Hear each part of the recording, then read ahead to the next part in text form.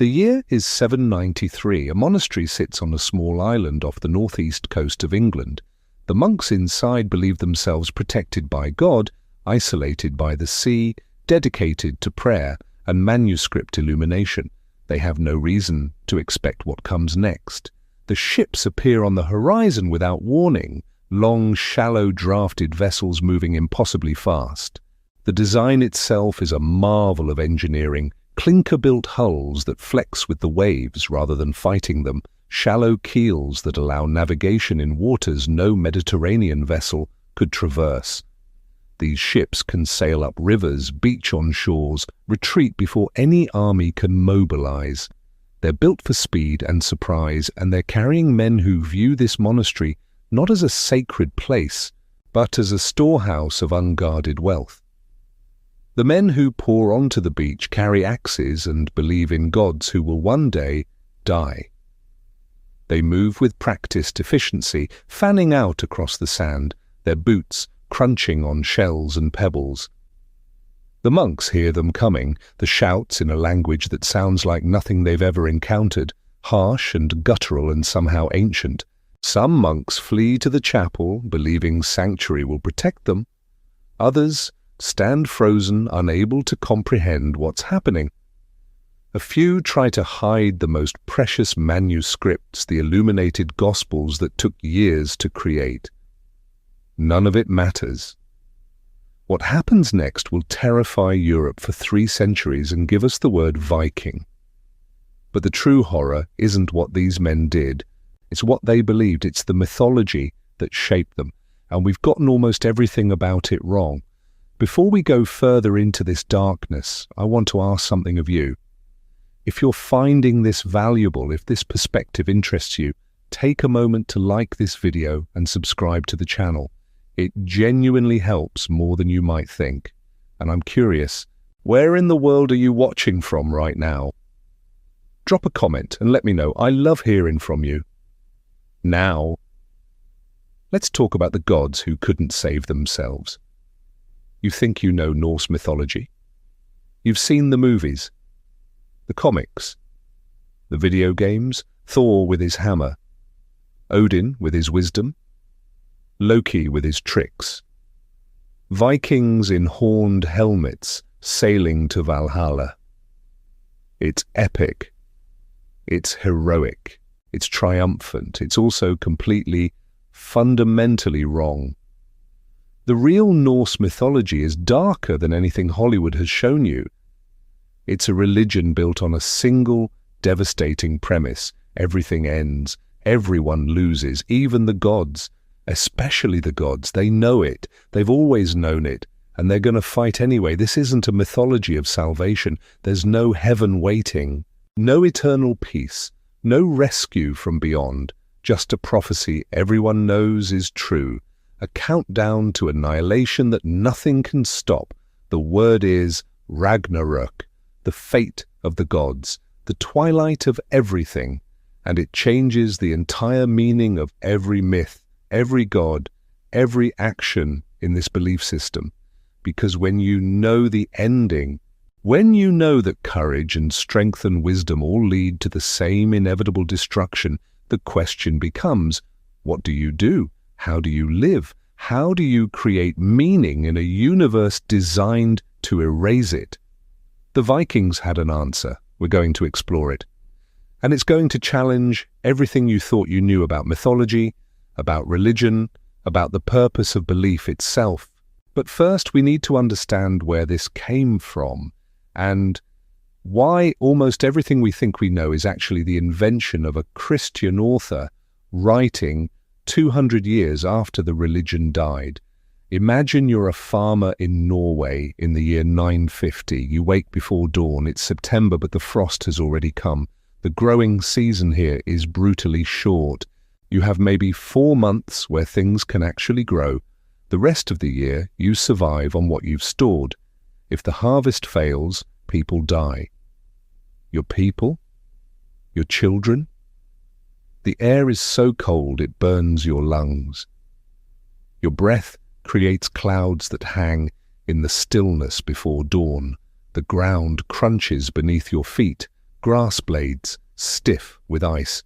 You've been awake for hours already, unable to sleep, calculating in your head how much grain is left, how many mouths need feeding through the winter, whether the dried fish will last, whether you should slaughter one of the animals now before they become too thin to provide good meat. These aren't abstract concerns. These are life and death calculations that every person in your community makes every single day. There are no safety nets, no government aid, no grocery stores down the road. There is what you've grown, what you've caught, what you've preserved, and when it runs out, you starve. You walk outside. The landscape is overwhelming. Mountains that seem to touch the sky, their peaks already white with snow, even though winter hasn't officially arrived. Forests so dense that sunlight barely penetrates, full of wolves and bears and things you can't quite name. The ocean, which gives and takes with equal violence, which provides fish but also drowns men, which brings traders but also brings raiders. This is not a gentle world. This is not a place that suggests a benevolent creator watching over you with love. The sun barely rises above the horizon in winter.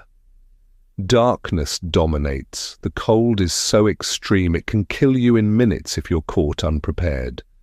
The line between survival and death is razor thin, and everyone knows it. The gods you worship reflect the world you inhabit. They're not abstractions, they're not distant. They're as real as the thunder that shakes your house, as present as the frost that kills your crops, as dangerous as the sea that claims your neighbors, and they need you as much as you need them, because the gods are fighting, always fighting, against forces that want to drag everything back into primordial chaos, giants, monsters, the fundamental entropy of existence itself. The gods are holding the line, barely. They need warriors. They need the honored dead to join them in their final battle. This is what Valhalla actually means. It's not a reward, it's recruitment. You don't worship these gods because they'll save you. You worship them because they're in the same struggle you are. Survival against impossible odds, meaning against inevitable destruction. They're not offering you eternal life.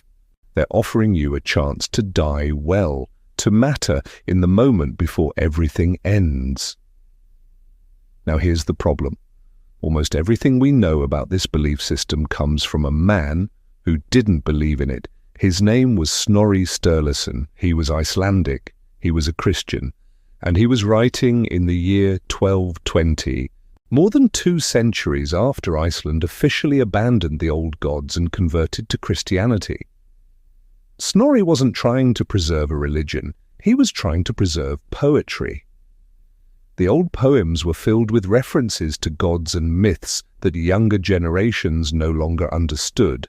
Young poets would hear verses about the burden of the dwarf or the ship of shield trees and have no idea what they meant. The intricate system of kennings, poetic metaphors that made Old Norse verse so complex and beautiful was becoming incomprehensible. So Snorri compiled the Prose Edda, a handbook for poets that explained the old stories. It's structured like a textbook, with dialogues and explanations and examples. It's our single, most complete source for Norse mythology. It's also filtered through a Christian worldview, organized by a Christian scholar, interpreted through Christian assumptions about how religion should work. Snorri structures the mythology like Christian theology. There's a high god, there's a hierarchy, there are clear beginnings and endings. But Norse religion probably didn't work like that. It was probably more fluid, more contradictory, more regional, more personal. We have one other major source, the Poetic Edda, a collection of Old Norse poems compiled around 1270. These poems are older than Snorri's work. Some of them probably date back to the Viking Age itself, but the manuscript we have was still written down by Christians, edited by Christians, copied by people who saw these stories as ancient literature, not living faith. So here's the question that should haunt everything we discuss. What did Vikings actually believe versus what Snorri thought they believed? What got lost in that 200-year gap? What did the Christians writing these texts misunderstand, misinterpret, or deliberately change? We'll never know for certain. The religion left no sacred texts during its lifetime. It was oral, decentralized, variable. What people believed in one valley might differ from what people believed in the next. There was no pope, no standardized doctrine, no official version. What we have are echoes, fragments, archaeological evidence that sometimes contradicts the texts.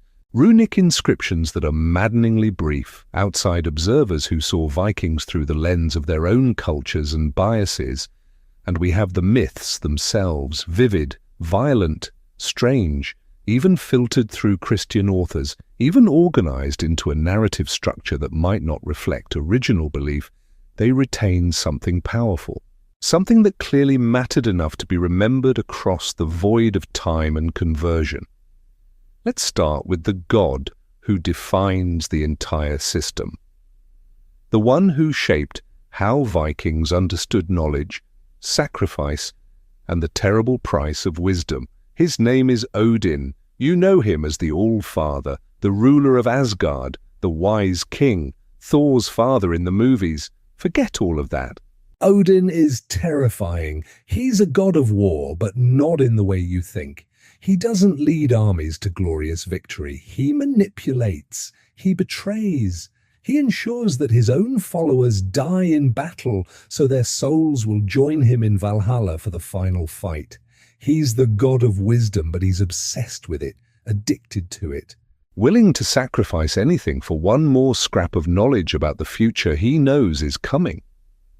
He gave up an eye for wisdom. Not metaphorically. He went to a well at the roots of the world tree, a well guarded by a being named Mimir, and he asked to drink from it.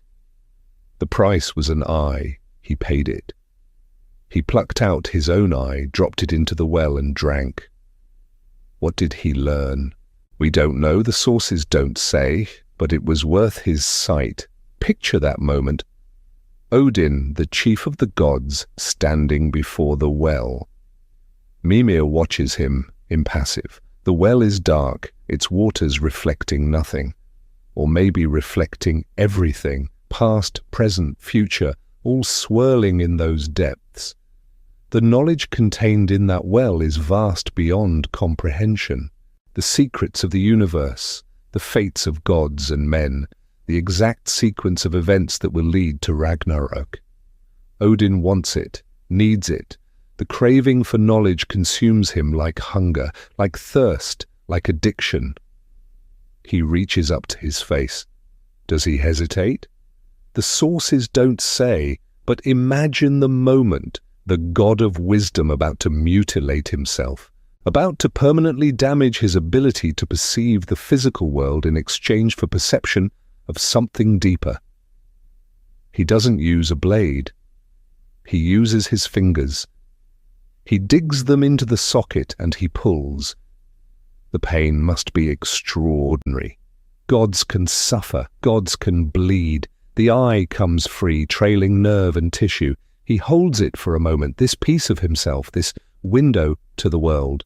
Then he drops it into the well. It sinks into the dark water, gone forever.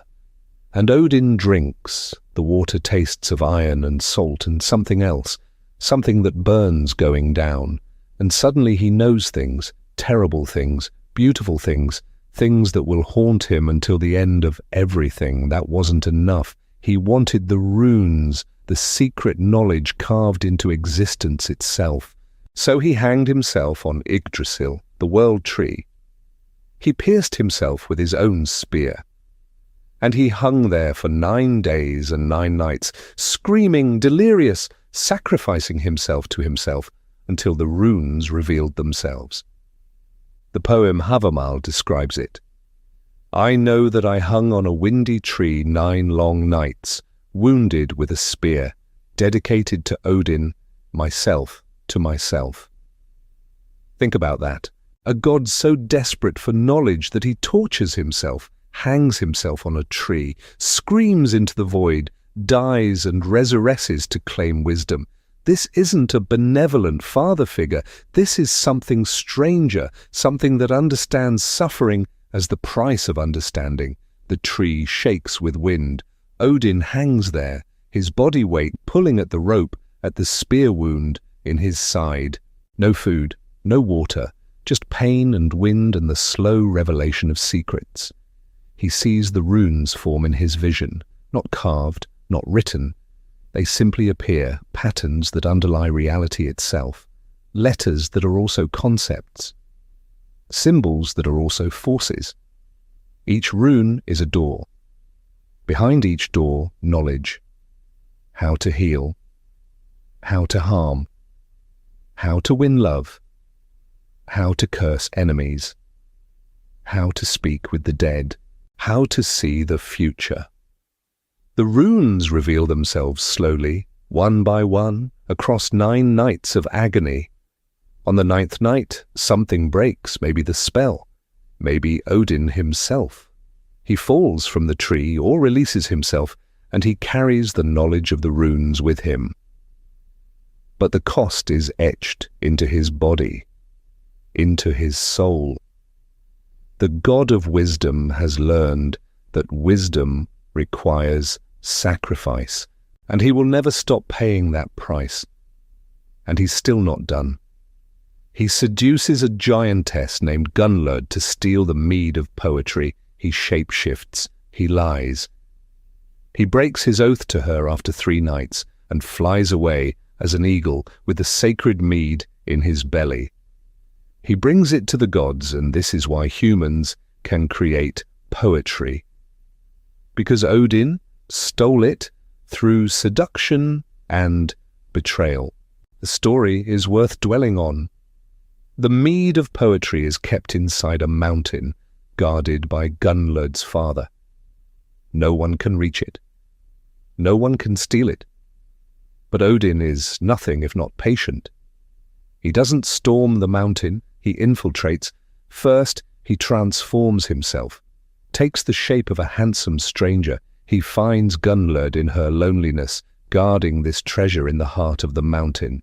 She hasn't seen another soul in years, maybe decades, and here is this stranger, charming, attentive, interested in her. They talk. He makes her laugh. He tells her stories. Over 3 nights, he seduces her, not with force, with attention, with the illusion of genuine affection. She believes him. Why wouldn't she? She's been alone so long, and she lets him drink from the mead 3 times. 3 massive draughts that drain the containers. The mead fills him with the power of poetry, of eloquence, of inspired speech. Then he betrays her, transforms into an eagle, and flies away, back to Asgard, leaving her alone again with her shame and her empty containers and the knowledge that she was used. This is the God of wisdom. This is the All-Father, not a benevolent patriarch, not a figure of perfect virtue, but a being who will do anything, sacrifice anyone, betray any trust to gain the knowledge he believes he needs. Here's what makes Odin truly alien to modern religious sensibilities. He practices Seda, a form of magic associated with women. In Viking culture, this made him ergi, unmanly, shameful. Men who practiced Seda could be killed for it, but Odin does it anyway, because he needs every advantage, every piece of knowledge, every tool for the battle he knows he cannot win. He has 2 ravens, Hugin and Munin, thought and memory. They fly across the world every day and return to whisper secrets in his ears. Imagine being a Viking and seeing 2 ravens circling overhead. Are they just birds? Or are they Odin's spies, watching, recording, reporting back to the god? The paranoia would be intense. Odin sees everything. Odin knows everything. You can't hide from his ravens. He has 2 wolves, Geri and Freki. He rides an 8-legged horse named Sleipnir, which is actually the offspring of Loki, who shape-shifted into a mare and gave birth to it.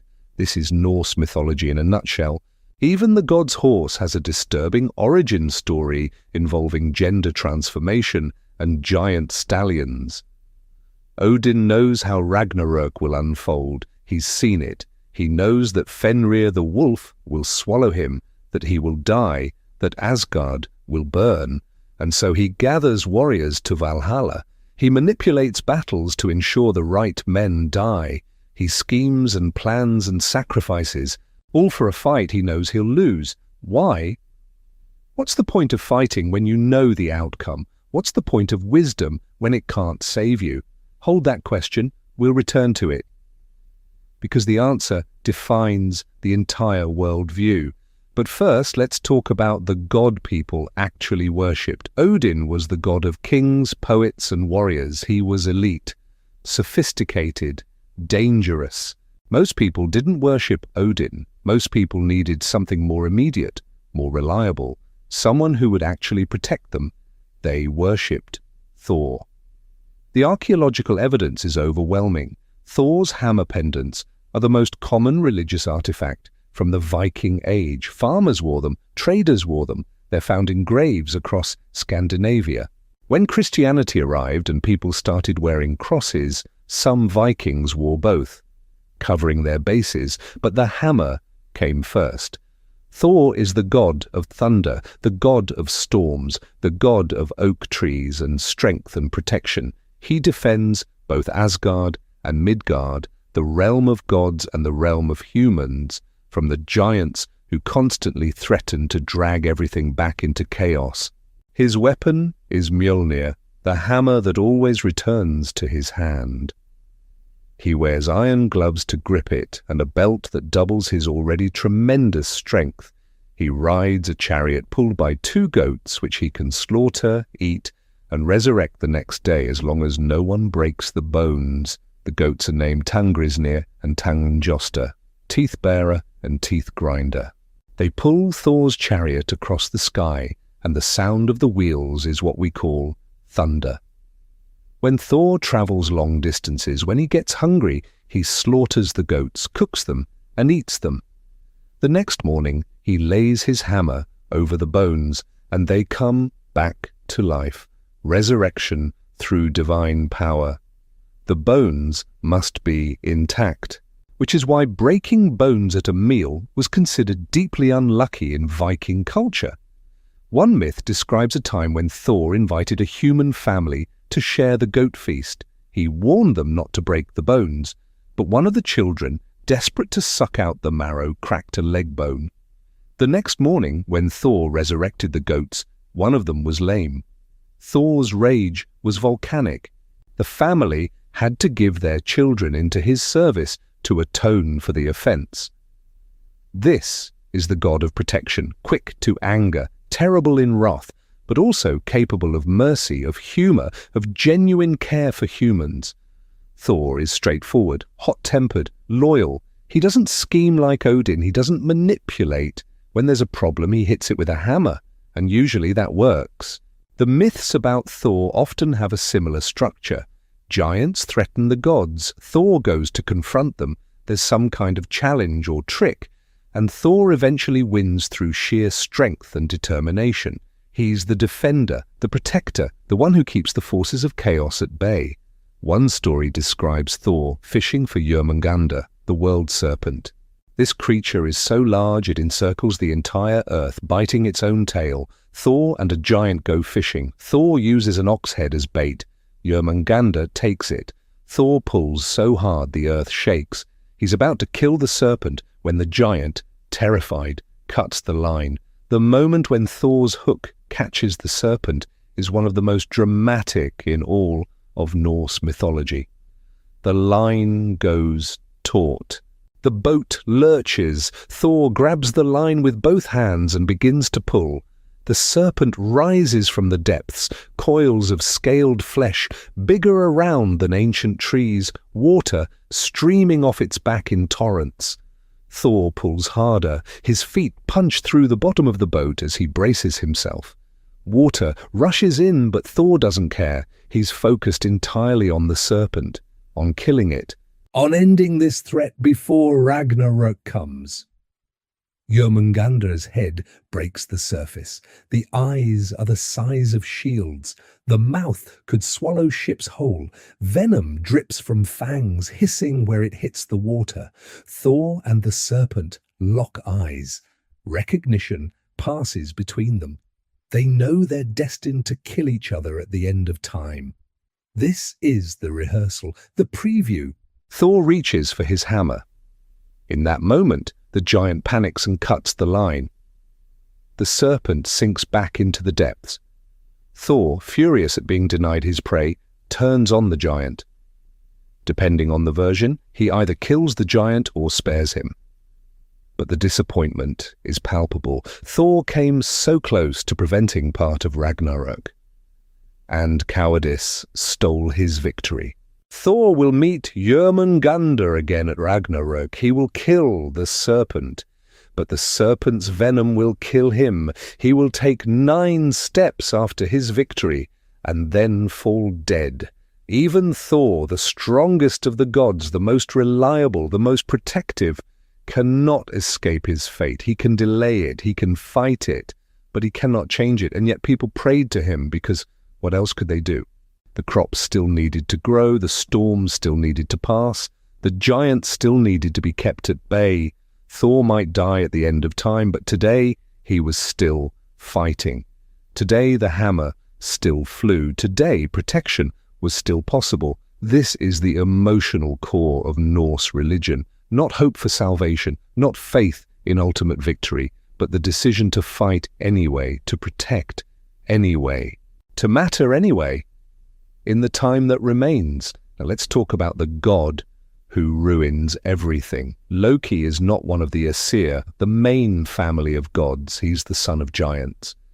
But he's Odin's blood brother. They swore an oath. Loki has a place in Asgard not by birthright but by bond, and he uses that position to cause chaos. Loki is a shapeshifter. He can become anyone, anything. He becomes a woman. He becomes a mare and gives birth to Sleipnir. He has 3 children with a giantess, Fenrir the wolf, Jörmungandr the serpent, and Hel, the goddess of the underworld. The gods are so terrified of these children that they throw the serpent into the ocean, send Hel to rule the realm of the dead, and bind Fenrir with magical chains. The binding of Fenrir deserves attention. The wolf grew up in Asgard. The gods tried to raise him, to domesticate him, but he kept growing, becoming more powerful, more dangerous. Prophecies warned that Fenrir would kill Odin at Ragnarök, so the gods decided to bind him. They tried chains, normal chains. Fenrir broke them like spider silk. They tried stronger chains. Fenrir snapped them and seemed to enjoy the challenge. Finally, the gods commissioned the dwarves to create something unbreakable. The dwarves forged Gleipnir. It looked like a silk ribbon, thin, delicate, almost laughable. But it was made from 6 impossible things. The sound of a cat's footfall, the beard of a woman, the roots of a mountain, the sinews of a bear, the breath of a fish, and the spittle of a bird. Things that don't exist, woven into something that cannot break. The gods approached Fenrir with Gleipnir. They framed it as a game, a test of strength. Can the mighty Fenrir break this little ribbon? Fenrir looked at it, he looked at the gods, and he knew this was a trap. But he was proud. He agreed to be bound on one condition. One of the gods must place their hand in his mouth as a pledge of good faith. If this is truly just a game, you have nothing to fear. The gods looked at each other. No one volunteered. They all knew this wasn't a game. They were betraying Fenrir, binding him forever. Whoever put their hand in his mouth would lose it. Only Tyr stepped forward. The god of justice, of oaths. He looked Fenrir in the eye and placed his hand in the wolf's mouth. They bound Fenrir with Gleipnir. He struggled. The ribbon didn't break. It tightened. The more he fought, the tighter it became.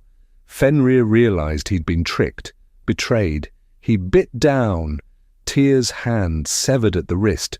Blood sprayed. The god of justice screamed. But Fenrir was bound. The gods drove a sword through the wolf's jaws, hilt in the lower jaw, point in the upper, propping his mouth open. Fenrir howls constantly. Saliva pours from his mouth and becomes a river.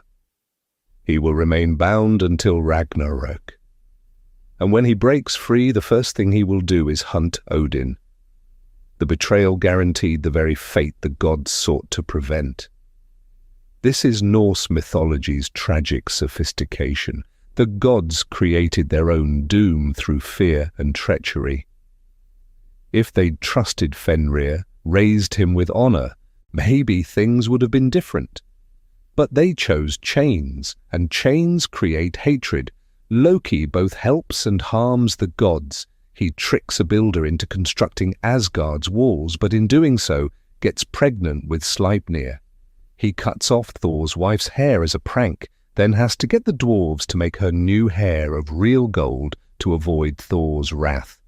In the process, he arranges for the creation of Thor's hammer, Odin's spear, and other treasures. He insults the gods. He accuses them of cowardice, promiscuity, unmanliness. The poem Lokasenna is essentially Loki at a feast, methodically destroying everyone's reputation with accusations that the other gods cannot fully deny. And then he orchestrates the death of Balder. Balder is the god of light, beauty, and purity. He starts having dreams of his own death. His mother, Frigg, makes every living thing swear an oath not to harm him. Every plant, animal, stone and metal. The gods think he's invulnerable now. They make a game of throwing things at him, watching them bounce off harmlessly. But Frigg didn't ask the mistletoe. It seemed too young, too harmless. Loki learns this. He makes a dart of mistletoe. He gives it to Balder's blind brother, Herder, and guides his hand. The dart pierces Balder. The god of light dies. The scene is devastating. Balder stands in the middle of the gods' game, smiling as weapons bounce off him. Everyone is laughing. It's become a celebration, proof that the gods can cheat fate, that they can protect their own. Herder stands at the edge, listening. He's blind. He can't participate. Loki approaches him. "Would you like to honor Balder? I'll help you. Here, throw this twig. I'll guide your aim." Herder throws. The mistletoe dart flies true. It punctures Balder's chest. Balder's smile fades. He looks down at the dart, confused. Then he falls. The silence is absolute. The gods cannot process what they're seeing. Balder, invulnerable Balder, is dead. And Herder stands there, blind, not understanding what he's done. The gods send a messenger to Hel, asking if Balder can be released. Hel agrees, but only if every living thing mourns for him. Everything does except one giantess. Most sources suggest the giantess was Loki in disguise. Balder remains dead. The gods finally punish Loki. They bind him beneath the earth with his own son's entrails turned into chains. They place a serpent above him that drips venom onto his face. His wife, Sigyn, stays with him, holding a bowl to catch the venom. When she has to leave to empty the bowl, the venom hits Loki's face and he writhes in agony. This causes earthquakes. Loki will remain bound until Ragnarök. Then he will break free. He will lead the forces of chaos against the gods. He and Heimdall, the watchman of the gods, will kill each other. Here's the question scholars still debate. Was Loki actually worshipped? We have no evidence of Loki cults, no temples, no prayers, no artifacts. He appears in myths, but he might be purely a literary figure, a necessary antagonist in the narrative, the chaos agent who makes the stories move, or he might represent something deeper. The the recognition that destruction comes from within as much as from without, that the gods' own decisions, their own fears, create the very enemies who will destroy them. They bind Fenrir because they fear him, and the binding itself ensures his hatred. They mistrust Loki because he's different, and the mistrust drives him to betray them. Ragnarök isn't caused by outside forces, it's caused by the gods' own actions, by the compromises they made, the oaths they broke, the fears they couldn't overcome. This is what makes Norse mythology psychologically sophisticated. The apocalypse is inevitable not because of fate alone, but because of character, because of choices, because gods, like humans, are flawed. They make mistakes, they act out of fear, and the consequences compound across time until the whole structure collapses. But we're getting ahead of ourselves. We haven't actually described what Ragnarök is. Let's go there now. Let's walk through the end of everything. It begins with winter, not a normal winter, a winter that doesn't end. 3 consecutive winters with no summer between them. Fimbul winter, the great winter. Imagine it. The first year, you think it's just a bad season. The snow comes early. It stays late. Spring barely arrives before autumn returns. Crops struggle. Livestock suffer. You ration food. You survive. Barely. The second year, panic sets in. There is no spring. The snow never melts. The temperature never rises above freezing. Nothing grows. Animals die. People die. Communities turn on each other, raiding for food. Moral bonds break down. Neighbor steals from neighbor. Kin betray kin. The third year, you understand, this isn't weather. This is the end. The sun still rises, technically, but it provides no warmth, just a pale disk in the grey sky, barely visible through the constant snow. Darkness dominates. The cold is so extreme that breath freezes in your lungs, exposed skin blackens and dies in minutes. Human society collapses, brother kills brother, fathers and sons betray each other, all bonds break down, the moral order that holds civilization together dissolves. This is Fimbul winter, and it's just the beginning. In the sky, wolves that have been chasing the sun and moon since the beginning of time finally catch their prey. Skirl swallows the sun. Hati swallows the moon. Darkness falls. Total. Complete.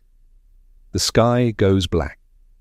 Stars become visible, but then they begin to fall, streaking across the darkness like tears, like the universe itself is dying. The earth shakes. Not a single earthquake. Constant tremors that never stop. Mountains crumble, valleys split open, the world tree Yggdrasil trembles to its roots. Fenrir breaks free from Gleipnir. The magical ribbon that held him for ages finally snaps.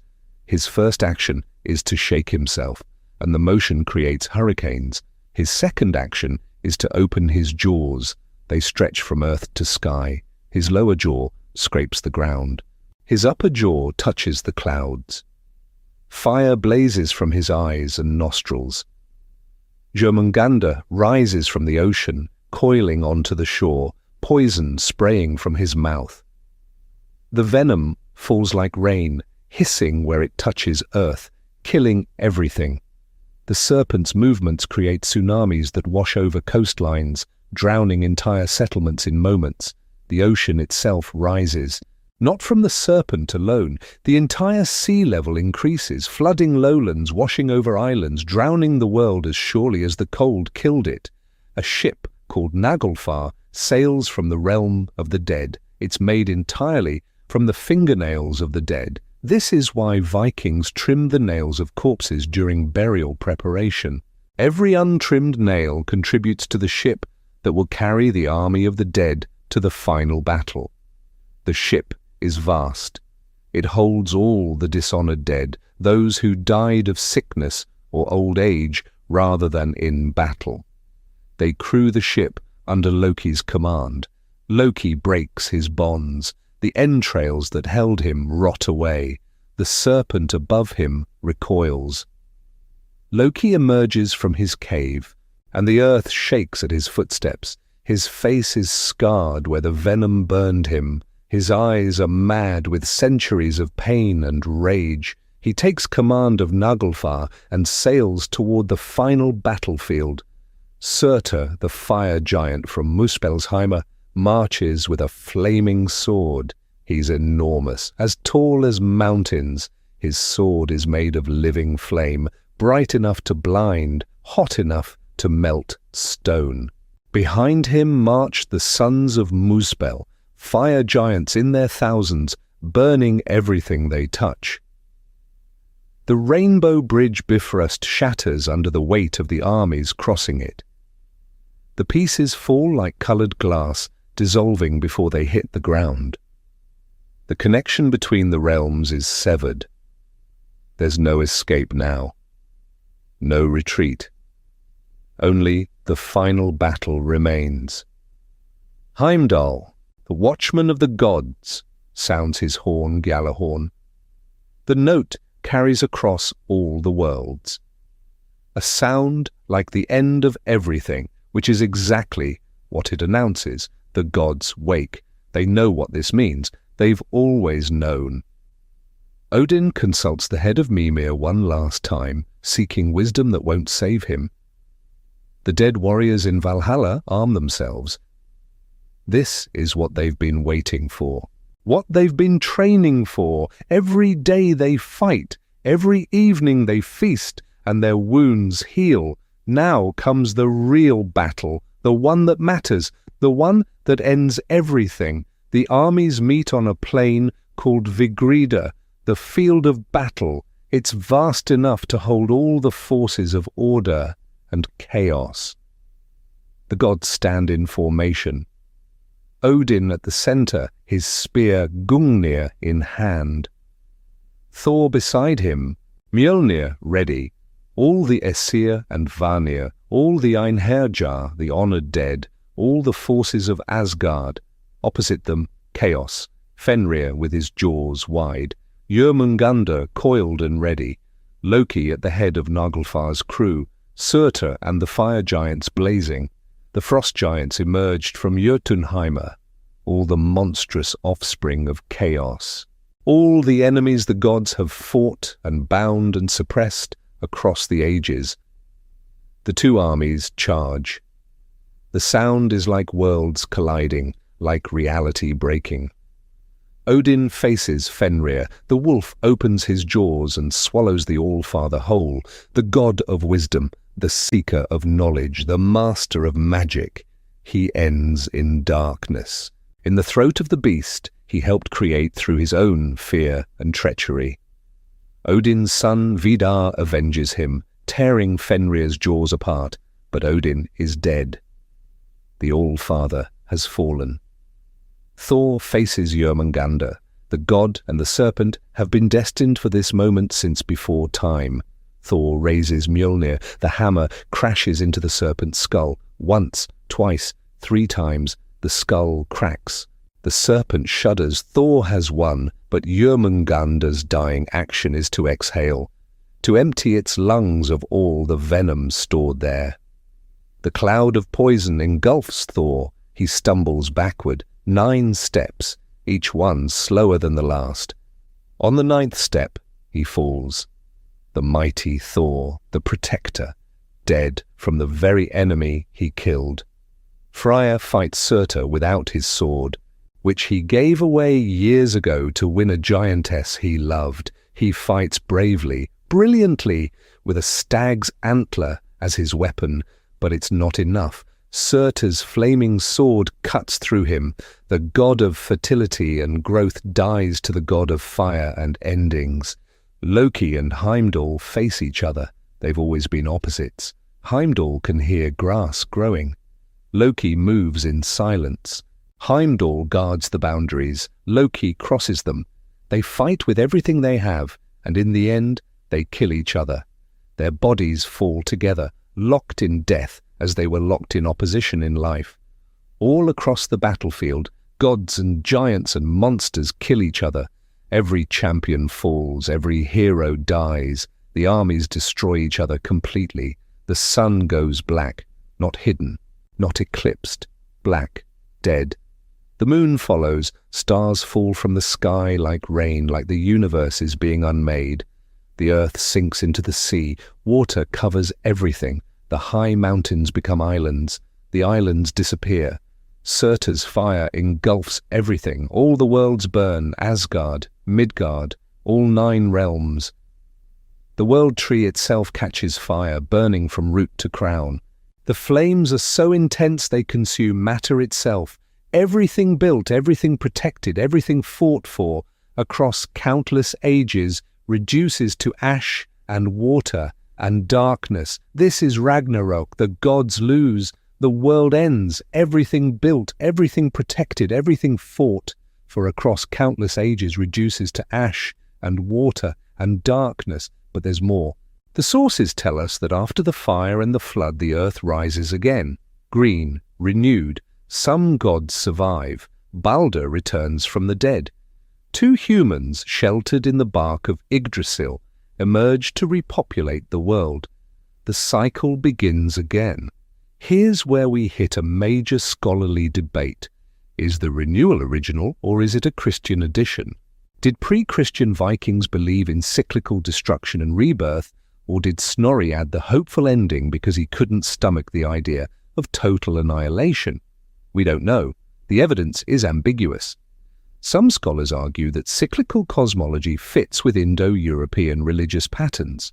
Others argue that every detail of the renewal echoes Christian resurrection theology and must be a later addition. What we can say is this: the destruction is the point. The renewal is brief, mentioned almost in passing. The poems dwell on the battle, the deaths, the fire.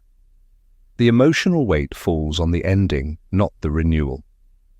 If there was hope in the original version, it was thin hope, distant hope.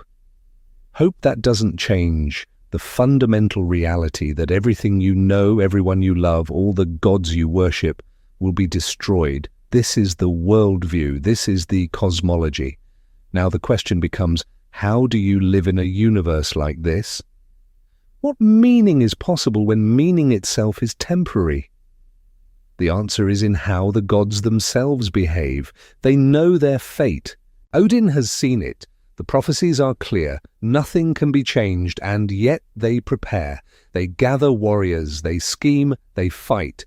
The meaning is in the fight itself, not in victory, not in survival, in the struggle, in the defiance, in the decision to stand when you could flee, to protect when protection is temporary, to create meaning when meaning will be erased.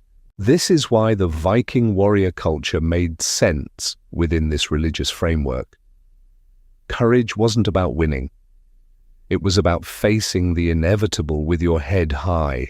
Dying well mattered more than living long. A good death, witnessed and remembered, was the closest thing to immortality available. This is also why Viking culture produced such sophisticated poetry. The skalds, the poets, were preserving meaning against oblivion. Words could outlast the speaker. Stories could outlast the civilization. Even if Ragnarök would eventually erase it all, the act of creating, of remembering, of speaking beauty into the void mattered now. But let's be clear about something. This wasn't a philosophy of passive acceptance. Vikings weren't resigned to fate. They were defiant about it. They actively chose struggle over submission. The gods don't accept Ragnarök. They prepare for it. They try to delay it. They bind Fenrir. They gather armies. They seek knowledge. It doesn't work. But the trying is the point. This is existentialism 1,000 years before Camus. This is absurdism in medieval Scandinavia. The recognition that the universe is indifferent, that meaning is not inherent, that death comes for everyone, including the gods, combined with the decision to create meaning anyway, to fight anyway, to matter anyway, for as long as possible. Now let's complicate this picture. because we've been talking about the Aesir, the main family of gods. But there's another group, the Vanir, and their presence in the mythology reveals something about the religion's actual history. The Vanir are gods of fertility, prosperity, and natural growth. Freya and Freya are the most prominent. They're associated with agriculture, sexuality, abundance. They're fundamentally different in character from the Aesir, who are associated with war, poetry, wisdom, and social order. The myths tell us there was a war between the Aesir and the Vanir, the first war in the cosmos. It ended in a stalemate and a hostage exchange. Freya and Freya went to live with the Aesir. Aesir gods went to live with the Vanir. The two groups merged. Most scholars think this myth reflects actual religious history. The Vanir likely represent older, indigenous Scandinavian agricultural deities. The Aesir likely represent newer Indo-European gods brought by migrating peoples. The myth of the war and merger might be a mythologized memory of two religious traditions blending. This matters because it shows that Norse religion wasn't static. It evolved, it absorbed, it changed over time. The version Snorri recorded in 1220 was the end point of centuries of development, conflict, and synthesis. And we see this in other ways too. Tyr is a god who appears in the myths but seems diminished. He's brave. He's the only god willing to lose his hand binding Fenrir. He's associated with justice and oaths, but he's not central to most stories. However, his name is related to Dios Peter in Sanskrit, Zeus in Greek, Jupiter in Latin, the Sky Father, the chief god of the Indo-European pantheon. Tyr was probably the original chief god, but by the Viking Age, Odin had replaced him. The mythology we have reflects that shift, but traces of the older system remain. This is why source criticism matters. We're not looking at a pristine, unchanging tradition. We're looking at a snapshot of a religion in flux, recorded by outsiders, filtered through centuries. The more we study it, the more questions emerge. What did common farmers actually believe versus elite warriors? What varied by region? What changed over time? How much did individual interpretation matter in a religion without centralized authority? We're trying to reconstruct a living, breathing, diverse religious practice from fragments. It's like trying to understand modern Christianity based solely on Dante's Divine Comedy and the lyrics to Christian rock songs written down by Muslim scholars 200 years after Christianity disappeared. So let's acknowledge what we don't know. We don't know the actual rituals, the prayers, the ceremonies. We have fragments, descriptions by outsiders, archaeological evidence of sacrificial sites. But the lived experience of Norse religion is largely lost. What we do have are the myths, and even stripped of their ritual context, even filtered through Christian authors, they retain power.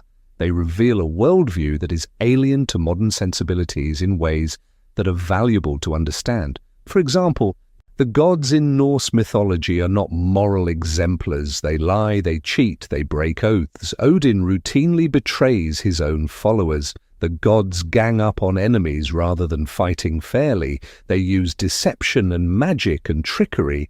There's no clear good versus evil dichotomy. The giants aren't evil, they're chaotic. They represent the forces of nature that existed before order, that will exist after order collapses. The gods create order, structure, meaning, but they do so through violence and deception and compromise. This reflects a worldview where morality is contextual, situational, based on loyalty and kinship rather than universal principles. You protect your own, you avenge insults, you keep oaths to your people, even if it means breaking oaths to others. The gods operate by these same rules. It's jarring to modern sensibilities. We're used to gods who embody perfect virtue, but the Norse gods are more like powerful, flawed beings making the best of a terrible situation. They're not offering salvation. They're not offering moral guidance. They're offering a model. Fight for what matters. Protect your people. Face death with courage. Now let's address the darkness directly. The aspects of Norse religion and Viking culture that are uncomfortable, that we need to understand without romanticizing. Human sacrifice happened. The evidence is clear. Adam of Bremen, a Christian author writing in 1070, describes the temple at Uppsala in Sweden. Every 9 years a festival was held. 9 males of every living creature were sacrificed. Humans, horses, dogs, they were hanged. In a sacred grove next to the temple, he claims to have seen the bodies himself, though this is second-hand testimony, through an informant. The description is haunting. 9 humans hanging from trees, 9 horses, 9 dogs, bodies in various states of decay, some fresh, some reduced to bones and scraps of flesh. The grove is sacred but horrifying. The smell must have been overwhelming. Death hanging in the air, literally and figuratively. Archaeological evidence supports sacrificial practices. Bog bodies across Scandinavia show signs of ritual killing, execution sites, mass graves with evidence of violent death in ritual contexts. We also have the account of Ibn Fadlan, an Arab traveller who witnessed a Rus Viking funeral in 921. He describes in detail the sacrifice of a slave girl as part of a chieftain's burial. The account is graphic, disturbing, and likely accurate, as it matches archaeological evidence of human remains in elite burials. Ibn Fadlan describes the girl being given intoxicating drinks, being taken to different tents where the chieftain's friends have sex with her, being told she sees her master in paradise, then being killed by an old woman called the Angel of Death, strangled with a cord while men beat shields to drown out her screams, her throat cut, and her body placed beside the chieftain before the ship is burned. The account is disturbing precisely because Ibn Fadlan doesn't sensationalize it. He describes it matter-of-factly, as an observer trying to understand a foreign culture. The girl goes to her death believing she's being honored. The Vikings participating believe they're ensuring their chieftain has a proper send-off to the next world. From our perspective, it's murder. From theirs, it was necessary ritual. Here's what we need to understand. Human sacrifice was not casual, it was not common, but it happened in specific contexts, as offerings to ensure prosperity, as part of major rituals, as funeral rites for important leaders. From within the belief system, it made sense. If the gods needed strength for their endless battle against chaos, offerings strengthened them. If a leader needed servants in the afterlife, slaves were killed and buried with them. If crops needed to grow, blood fed the earth. From outside the belief system, it's horrific. And it was used by Christian sources to portray Vikings as barbarians who needed civilizing through conversion. We need to acknowledge both realities. The practice was real, the propaganda was also real. We also need to talk about the blood eagle. Sagas describe a torture method where the ribs are carved from the spine and pulled outward like wings, creating a pattern resembling an eagle. Victims supposedly died in this manner as revenge killings or sacrifices to Odin. The historical reality of the blood eagle is disputed. Some scholars think it was a literary invention, a misreading of poetic language about ravens eating corpses on battlefields. Others think it reflects a rare but real practice. The evidence is ambiguous. What's clear is that the sagas, written during the Christian period, were comfortable describing extreme violence as part of the pagan past. This violence wasn't unique to Vikings. Medieval Europe was brutal. Christian and Muslim armies committed atrocities, but the Norse sources don't moralize about it the way Christian sources do. Violence is presented as a tool, sometimes necessary, sometimes honorable, sometimes shameful depending on context, but not inherently wrong. We also need to address berserkers, warriors who fought in a trance-like fury, supposedly impervious to pain, wearing wolf or bearskins. They're associated with Odin worship. They appear in sagas and are mentioned in historical sources. Did they actually enter supernatural battle states? Probably not in a literal sense. But something was happening. Theories range from psychological techniques to use of hallucinogenic mushrooms to mythologized versions of real warriors who fought with exceptional ferocity. What matters is that berserkers represented a religious ideal, warriors who transcended normal human limitations through connection to Odin, who became temporarily more than human, more than mortal, who touched the divine through violence. Now, this is uncomfortable. We want our religions to preach peace, but Norse religion preached effectiveness. It preached survival. It preached glory through achievement. And in a warrior culture, achievement meant success in battle. Now, let's talk about women in Norse religion, because this is where our sources are most frustratingly incomplete. We know women practiced magic. Seder, the shamanic practice associated with Freya and Odin, was primarily performed by women. Female practitioners called vulvas traveled between communities, performing divination, healing, and curse work. We have archaeological evidence of high-status female burials with magical implements, staffs, unusual objects, placements suggesting ritual significance, but the details are lost. What were the actual practices? What did women believe about the gods that might differ from what men believed? How did female religious experience differ from male? We don't know. The sources were written by Christian men, primarily recording material from a male warrior perspective. Women's voices are almost entirely absent. We can infer some things. Freya receives half the battle slain. This suggests women had access to prestigious afterlife options. The vulvas had significant social status and respect, even fear. Female deities like Frigg, Freya, and Hel wielded real power in the myths, but the specifics of women's religious practice, their prayers, their rituals, their understanding of the mythology are largely lost to us. This is one of the great tragedies of how Norse religion ended. It didn't die in one moment. It was gradually erased by Christianization over centuries. And in that erasure, we lost the diversity of practice, the regional variations, the personal interpretations, the aspects of belief that weren't centered on warfare and poetry. What survived was what Christian authors thought worth recording, what fit into their narrative frameworks, what made sense to their worldview. And what they recorded still reveals a sophisticated, psychologically complex, emotionally resonant religious system. But it's a fragment, a shadow, a reflection in a distorted mirror. Let's talk about how it actually ended, the death of Norse religion as a living tradition. The conversion of Scandinavia wasn't sudden. It wasn't a moment where everyone saw the light and converted. It was political, economic, gradual, and often coerced.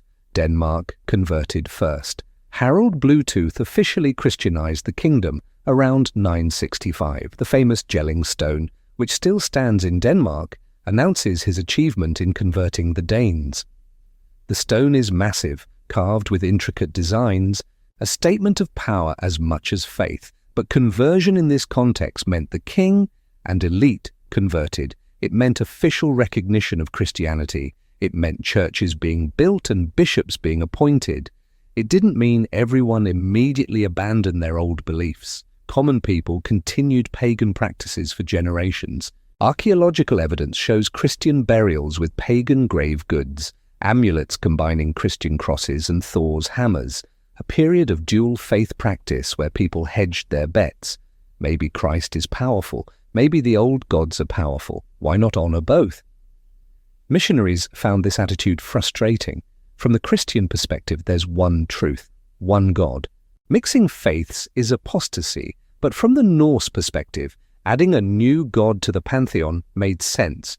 You don't reject power when it's offered, you incorporate it. Norway followed. Olaf Tryggvason, who became king in 995, was a zealous convert. He brought missionaries, he destroyed pagan sites, he forced conversions at sword point.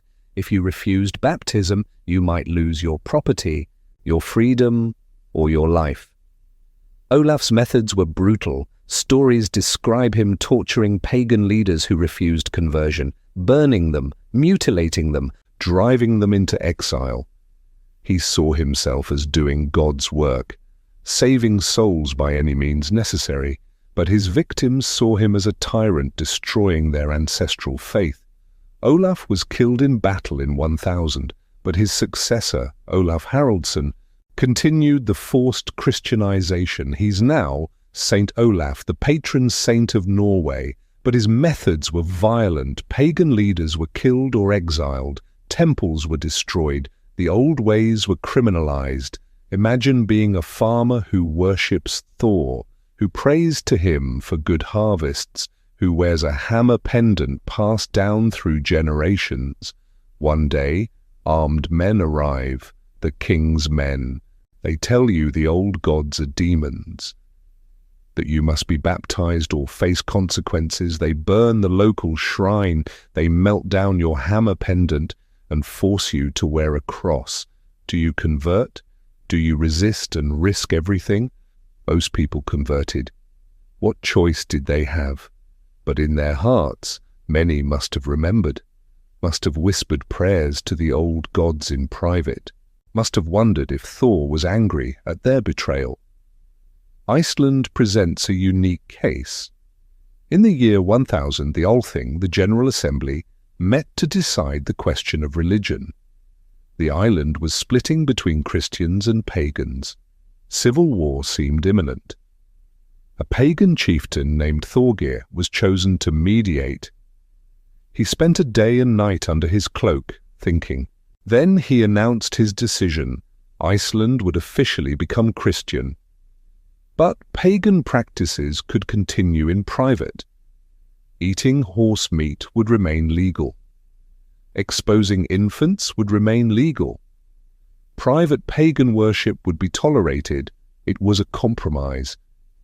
And it probably prevented bloodshed, but it also marked the end of Norse religion as a public, official system. From 1000 CE forward, Christianity was the law in Iceland. Sweden held out longest. The temple at Uppsala continued functioning into the late 11th century, but by 1100 even Sweden had officially converted. The last major Norse temple was destroyed. The sacrificial groves were cut down. The old ways became illegal. What happened to the believers? Some converted genuinely. Christianity offered things Norse paganism didn't. Salvation, eternal life, forgiveness of sins, a personal relationship with a God who loved you. For people exhausted by the demands of Viking religion, by the constant need to prove courage, by the absence of comfort or rescue, Christianity must have seemed like relief. Some converted pragmatically. Christian kings offered trade connections, legitimacy, access to European networks. Conversion was good for business. If you wanted to trade with Christian Europe, being pagan was a liability.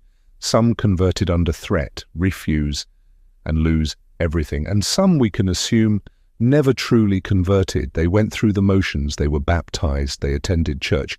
But in their hearts, they remembered the old gods. They passed stories to their children in secret.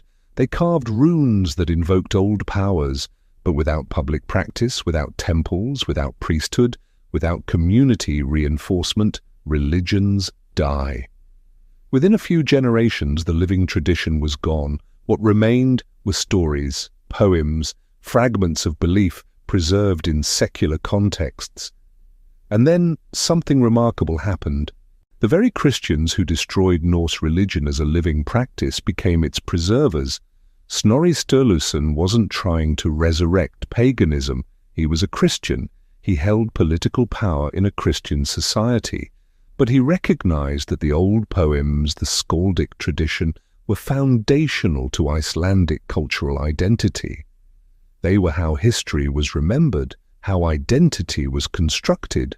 Young poets needed to understand the illusions or the art form would die. So he compiled the Prose Edda, a handbook explaining the myths to people who no longer believed in them. And in doing so, he saved them. Without Snorri, we would know almost nothing about Norse mythology. The religion was dead, but a Christian scholar preserved its stories for posterity. The poetic Edda survived for similar reasons. Some Christian scribe recognized the literary and historical value of these poems and wrote them down. We don't know who, we don't know why exactly, but the manuscript survived. This is why Iceland is central to Norse mythology studies. Iceland converted relatively peacefully. Literacy came with Christianity, and Icelandic Christians preserved the mythology more thoroughly than anywhere else in Scandinavia. On the mainland, Christian authorities were more aggressive about erasing pagan elements. Fewer texts survived. The oral traditions died faster. So when we study Norse mythology, we're studying something that existed in dynamic, living form for centuries. That was then violently suppressed. That survived only through the efforts of people who no longer believed in it but recognized its cultural importance. This creates a strange irony. The religion died, but the mythology survived. And in surviving, it became something new. It became literature, cultural heritage, national identity. And eventually, in the modern world, it became something else entirely. Let's jump forward to the 19th century. Nationalism is sweeping Europe. Nations are constructing origin stories, looking for unique cultural identities that distinguish them from neighbors. The Nordic countries rediscover their pagan past, not as religion, as heritage, as proof of a glorious independent past before Christianity homogenized Europe. Scholars compile the sources, translate them into modern languages, study them academically. Artists paint scenes from the myths, composers create operas, the mythology enters popular culture, and then Richard Wagner stages Der Ring des Nibelungen, his four-opera cycle based loosely on Germanic and Norse mythology. It premiered in 1876. It's epic, spectacular, emotionally overwhelming, and it fundamentally changes how the world sees Norse mythology. Wagner adds elements that weren't in the original sources. He systematizes, he creates cohesive narratives from fragmentary myths. He adds his own philosophical and political ideas. His ring cycle is brilliant art. It's also not accurate to the sources, but it becomes the filter through which millions experience Norse mythology. The horned helmets in Wagner's costume designs become iconic. Never mind that Vikings never wore horned helmets. The image sticks. This romanticized, nationalistic version of Norse mythology spreads. It becomes associated with ideas of Nordic racial superiority, Germanic heritage, Aryan identity. And then the Nazis appropriate it. They adopt Norse symbols. They claim Viking heritage. They distort the mythology to support their ideology of racial purity and conquest. This creates a problem that persists to this day. Norse mythology becomes associated with white supremacy, with fascism, with violence. The symbols are appropriated by hate groups. The myths are twisted to justify atrocity. This is not what the mythology was. Vikings were raiders and traders who cared about wealth and glory, not racial purity. They mixed with the populations they encountered. They married foreign women. They adapted foreign customs. The mythology was about cosmic struggle, not ethnic identity. But the appropriation happened, and it poisoned the well. For decades after World War II, serious academic study of Norse mythology was tainted by association. People were hesitant to engage with it. This is finally changing. Modern scholarship is reclaiming Norse mythology from the distortions, examining it critically, separating what Vikings actually believed from what 19th and 20th century ideologues claimed they believed. And something else is happening. Modern heathens are reconstructing Norse paganism as a living religion again. Asatru, the belief in the Esir, emerged as an organized movement in Iceland in 1972. It's been recognized as an official religion in Iceland since 1973. Similar movements exist across Scandinavia, North America, and Europe. Modern heathens face a challenge. They're trying to reconstruct a religion with massive gaps in knowledge. No unbroken tradition exists. The sources are incomplete and Christian filtered. How do you practice a religion that died 1,000 years ago? Different groups have different answers. Some focus strictly on reconstructing what can be verified from sources. Others embrace innovation and personal gnosis.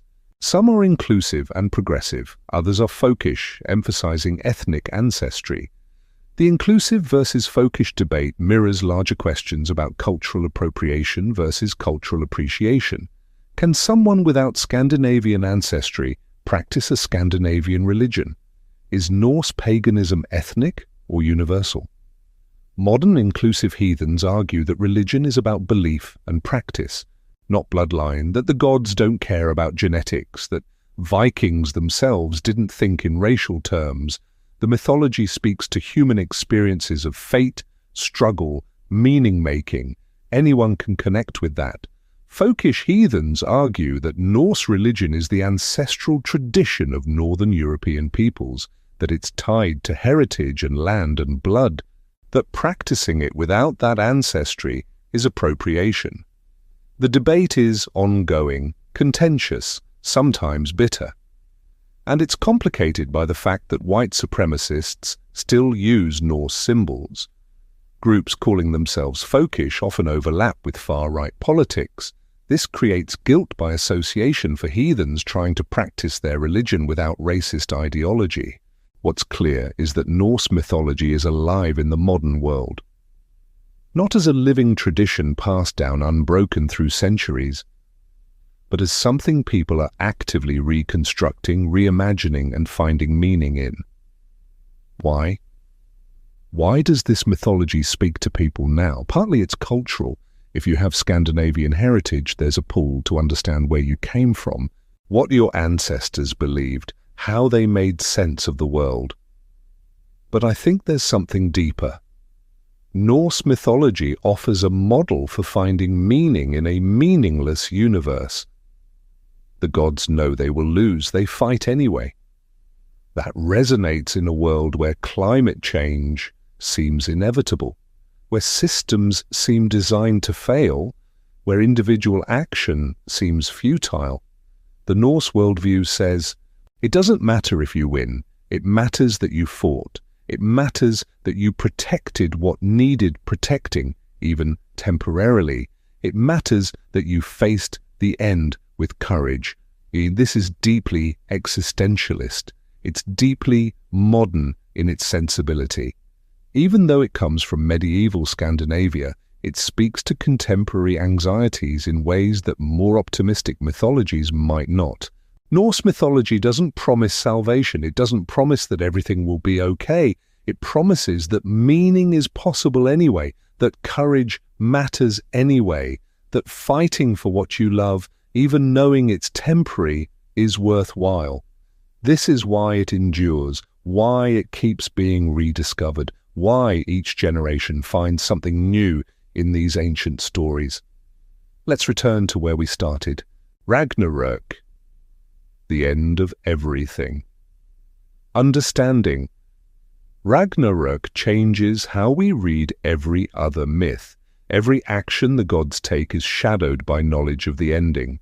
Odin's quest for knowledge is desperate because he knows it can't save him.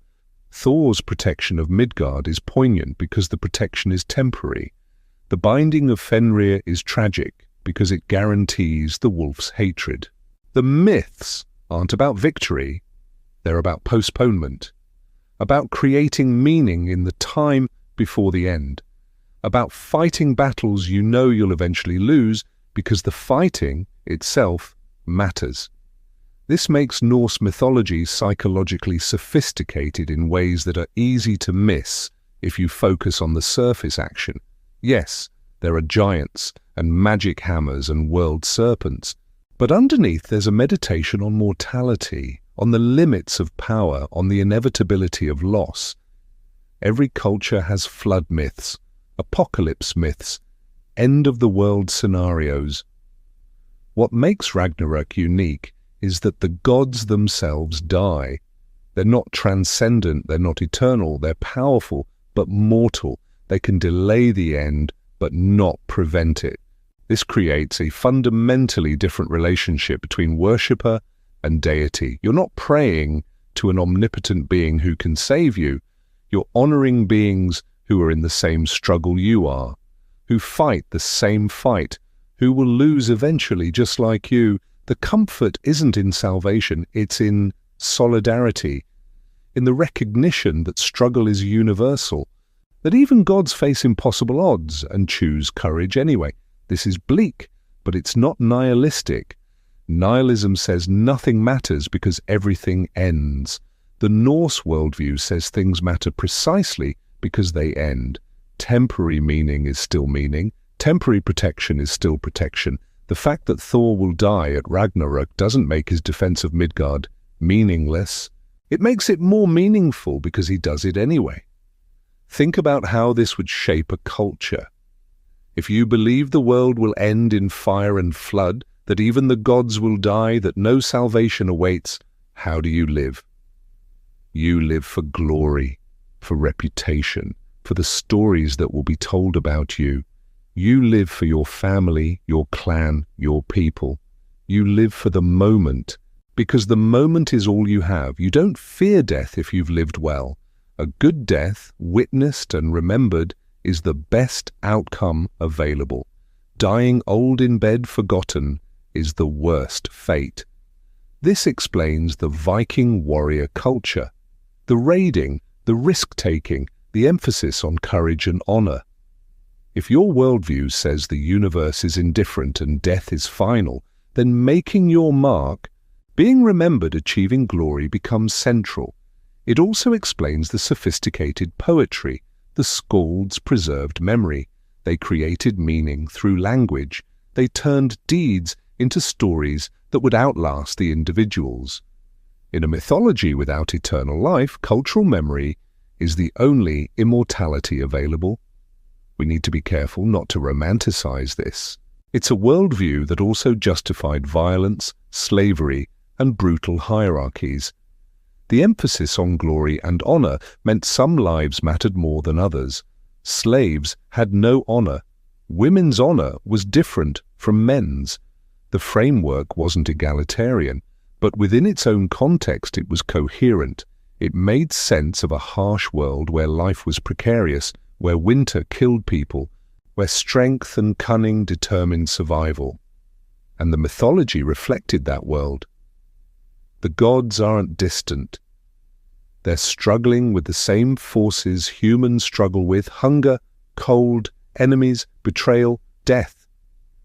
The giants represent chaos, but they also represent nature, the raw, untamed forces that existed before civilization. The gods create order, but order is temporary. The giants will eventually win. Nature will reclaim everything. This isn't good versus evil. It's order versus chaos. Structure versus entropy. Both are necessary, both are eternal. The struggle between them is the engine of existence. We've covered a lot of ground. Let's take stock of what we actually know versus what we've inferred versus what remains mysterious. We know Norse religion existed as a living tradition from at least the beginning of the Viking Age through approximately 1100 CE. We know it was polytheistic, focused on gods associated with natural forces and human activities. We know it involved sacrifice, worship at temples and sacred sites, integration with social and political structures. We know the major myths from the Eddas. We know some ritual practices from archaeological evidence and outside observers. We know how the religion ended, through gradual Christianization, sometimes peaceful, sometimes coerced. We can infer a worldview centered on fate, courage, and the acceptance of mortality. We can infer that different social classes and regions probably practiced differently. We can infer that the written sources don't capture the full diversity of belief. We don't know what people actually prayed. We don't know the details of most rituals. We don't know how much regional variation existed. We don't know how common people's beliefs differed from elite traditions. We don't know what women's religious experiences were like. We don't know how much the mythology changed over time. These gaps matter. They remind us that we're looking at fragments. We're trying to understand a living, breathing, diverse religious tradition from incomplete evidence filtered through hostile sources. This makes Norse mythology simultaneously familiar and alien. Familiar because the myths are vivid, the characters are compelling, the stories are exciting. Alien because the underlying worldview is fundamentally different from modern Western assumptions about what religion should be. There's no salvation, no eternal reward for virtue, no loving God watching over you, no justice in the cosmos, just struggle, just the fight against inevitable decline, just the decision to matter anyway. This is why Norse mythology keeps getting rediscovered. Each generation finds something new in it. The Romantics found national identity. The Modernists found existential despair. Contemporary readers find climate anxiety. Fantasy authors find world-building inspiration. The mythology is flexible enough to support multiple interpretations because it's fundamentally about human concerns that transcend specific historical moments. How do you face death? How do you create meaning? How do you act courageously when courage can't save you? These questions don't have simple answers. Norse mythology doesn't provide simple answers. It provides a framework for thinking about them, a mythology of people who asked the same questions in a different time, a different place, and came up with answers that were coherent to their circumstances. We don't have to adopt their answers. We live in a different world with different assumptions and different possibilities, but we can learn from their framing, from their recognition that meaning isn't given, it's created, that courage isn't the absence of fear, it's action despite fear. That loss doesn't negate value. Let me tell you what I think is the most important thing to understand about Norse mythology. The thing that makes it valuable to study even as a dead religion recorded by outsiders centuries after its end, it's this. Norse mythology takes the problem of mortality seriously without offering false comfort. Most religions offer some form of consolation, heaven, reincarnation, enlightenment, union with the divine. Something beyond death that makes death not final, not real, not victorious. Norse mythology says death is real, death is final, death comes for everyone, including gods, and you should live and fight and create meaning anyway. This is psychologically mature in a way that's rare in religious thought. It doesn't flinch from the reality of mortality. It doesn't offer rescue, it offers a model for dignity in the face of that reality. Odin seeks wisdom knowing it won't save him. Thor protects Midgard knowing the protection is temporary. The heroes fight knowing they'll die. The poets sing knowing their songs will eventually be forgotten. They do it anyway. That's the lesson. That's the core insight that makes this mythology valuable beyond its historical or literary interest. You can't escape fate. You can't avoid death. You can't make meaning permanent. But you can choose how you face it. You can choose what you protect, what you value, what you create in the time you have. The Vikings, who believed this mythology, lived in a brutal world. They created brutal cultures. They did terrible things. We should not romanticize them. But they also created sophisticated poetry, intricate art, functional societies in impossible environments. They explored continents, they built trade networks, they told stories that survived the death of their religion. They faced a harsh world with a harsh mythology and found ways to create meaning anyway. We face different challenges, climate change, political instability. The recognition that our individual actions seem meaningless against systemic problems. The knowledge that everything we build will eventually crumble. We don't need to worship Odin to find value in the Norse perspective. We can recognize that they faced a version of the same problem, how to matter when mattering seems impossible. Their answer was, you matter because you choose to matter. Your actions have value because you give them value. Your courage is real even if it doesn't change the outcome. Your love is meaningful even though it's temporary. This isn't optimistic, it's not pessimistic, it's realistic. It's a mythology built on acceptance of reality combined with defiance of that reality's implications for meaning. Ragnarök is coming, has always been coming, will always be coming, in one form or another. The gods know this. They prepare anyway. They fight anyway. They create anyway. That's not a bad model for living. Let me end with one more thing. A reminder of what we've lost and why it matters that we try to understand it anyway. Somewhere around the year 1000, a Völva, a female seer, might have stood in Iceland and recited the Völuspá, the prophecy of the seeress, the poem that describes creation and Ragnarök. She would have chanted it from memory. Her audience would have listened, believing every word. Picture the scene. A long hall, fire burning in the center, smoke rising through a hole in the roof.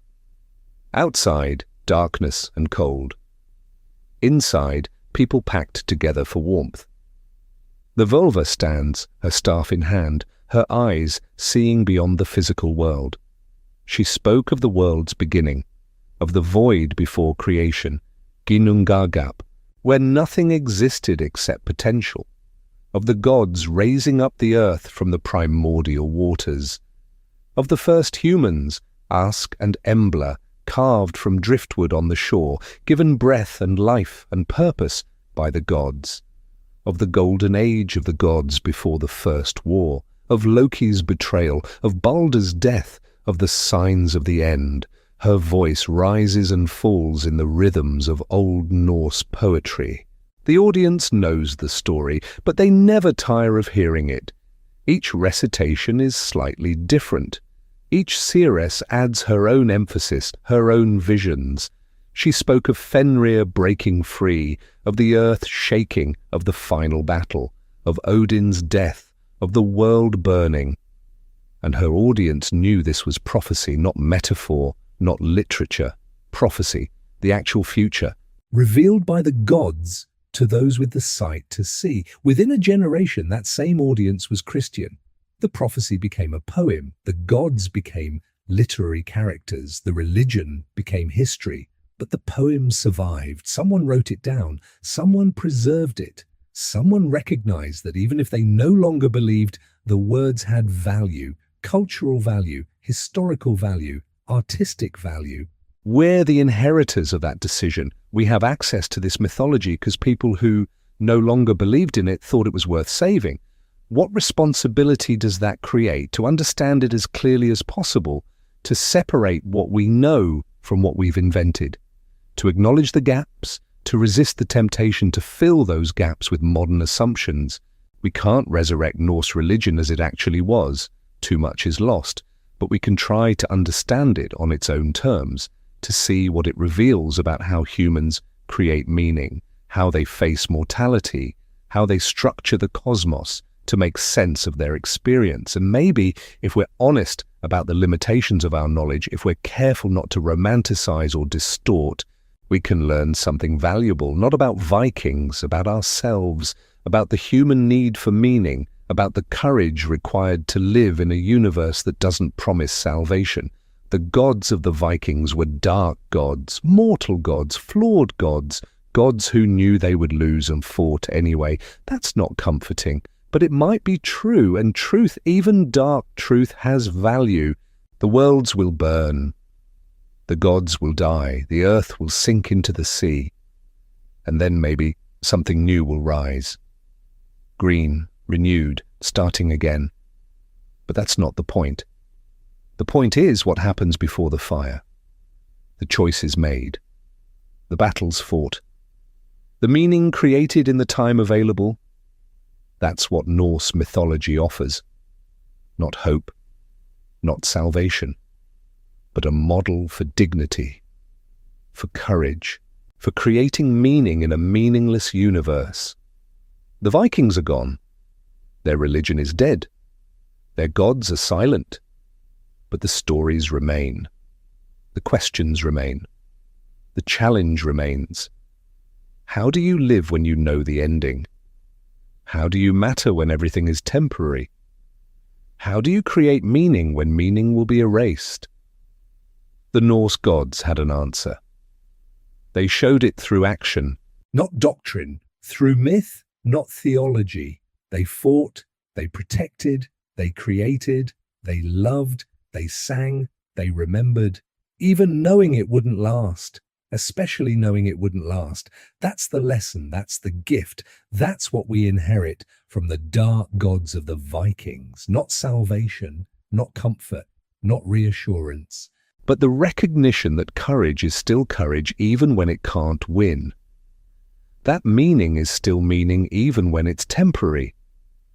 That fighting for what matters, protecting what you love, creating beauty in the void, all have value. Even if the wolves swallow the sun, even if the world burns, even if everything ends, you can still choose how you face it. The gods made their choice. They knew Ragnarök was coming. They prepared for it anyway. We face our own endings, our own Ragnaröks, personal and collective. We know more than we'd like to about how things end. The Norse gods suggest we fight anyway, create anyway, love anyway. Not because we'll win, but because fighting, creating, loving is what makes us more than victims of fate. It makes us agents, choosers, meaning makers in a universe that doesn't provide meaning. The dark gods of the Vikings died 1,000 years ago, but the question they answered is eternal. How do you live well in a world designed to end? They showed us one answer, defiant, courageous, unflinching. It's not the only answer, but it's an answer worth understanding. The wolves are always chasing the sun. Ragnarök is always approaching. The end is always near. What will you do with the time before the fire? That's the question. That's always been the question. Norse mythology doesn't answer it for you. It just reminds you that the question matters, that your answer matters, that even temporary meaning in the face of inevitable ending is still meaning. The gods will die. The world will burn. And something, maybe, will rise again. But between now and then there are battles to fight, people to protect, stories to tell, meaning to create. The dark gods of the Vikings knew this. They lived it. They died proving it. We inherit that knowledge. What we do with it is up to us. The story doesn't end with salvation. It doesn't end with victory. It ends with fire and flood and renewal and the eternal question, what matters when nothing lasts?